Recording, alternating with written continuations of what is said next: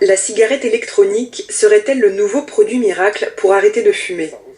Une étude néo-zélandaise menée récemment a révélé qu'un peu plus de la moitié des patients ayant testé la cigarette électronique avaient réussi, au bout de 6 mois, à diviser leur consommation de tabac par 2.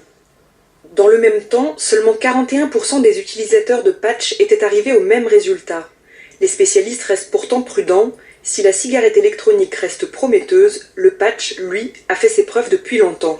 Alors le patch a fait l'objet d'études scientifiques depuis des années, c'est quand même sorti en 1992, donc on a un recul avec le patch qu'on n'a pas encore avec la cigarette électronique.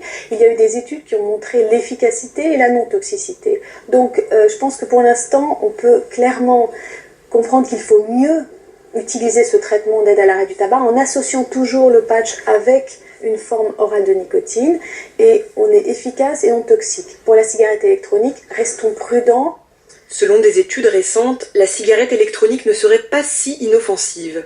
Si une étude a dernièrement mis en évidence la présence de substances toxiques voire cancérigènes dans la e-cigarette, pour les médecins, elle n'en est pas moins un outil supplémentaire pour lutter contre le tabagisme.